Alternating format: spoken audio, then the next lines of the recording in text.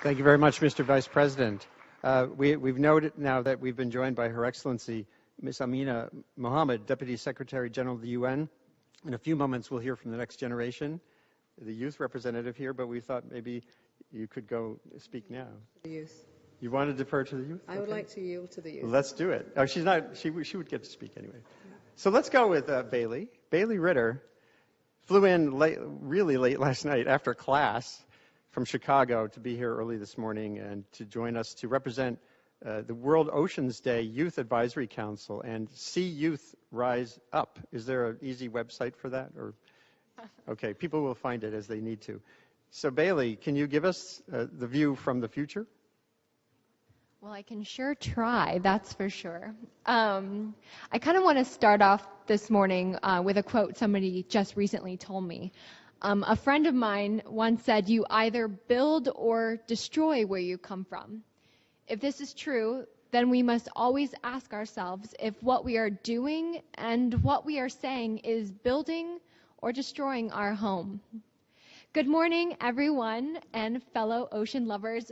My name is Baylee Ritter, and although I come from a small farming community in the United States, I come from the same place as each of you, planet Earth. I come here today with a call to action from the youth, a charge to all young and old who call this planet home. We must start building every single inch of where we come from with our words and actions, and we must be cognizant of the issues beyond our own backyard and aim our attention towards things we sometimes have never even touched. And for me, coming from a landlocked community, that's the ocean. I never realized the true impact my landlocked community had on the world's oceans. Furthermore, I never realized the impact that plastic from my neighbors had on people living thousands of miles away. Seeing people dump trash and plastic debris into my local river upset me, sure, but I didn't truly see the bigger picture of it all. That waste would eventually affect thousands of lives living on the ocean and beneath its waters. On average, we throw about 185 pounds of single-use plastic products a year.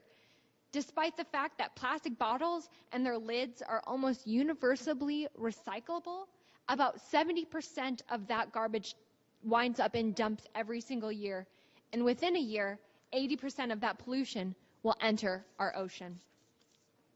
Despite the fact that I live nowhere near the ocean, the waste and debris that my community is throwing into our local river is directly destroying the communities leading to the Gulf of Mexico. And no one realizes it. Being a part of the World Oceans Day Youth Advisory Council has helped me realize the true urgency we all have, youth, everyone, our neighbors, our friends, our family, have towards stopping this plastic pollution epidemic and further crises facing our oceans.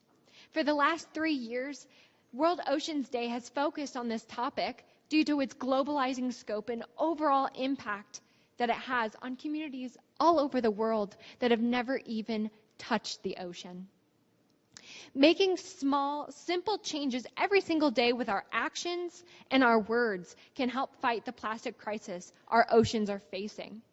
And although removing single-use plastics from our lives and using sustainably sourced materials and food products might seem like a small step towards making a difference, an ounce of prevention is truly worth a pound of cure. And I'm more than excited to represent a group of people that are so passionate about solving this. And I can say, without a doubt, youth are going to combat this issue in the future.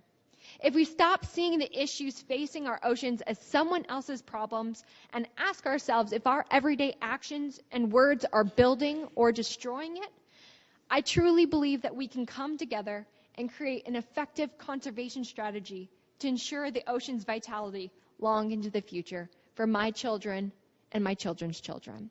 Thank you so much for being able to listen to me today.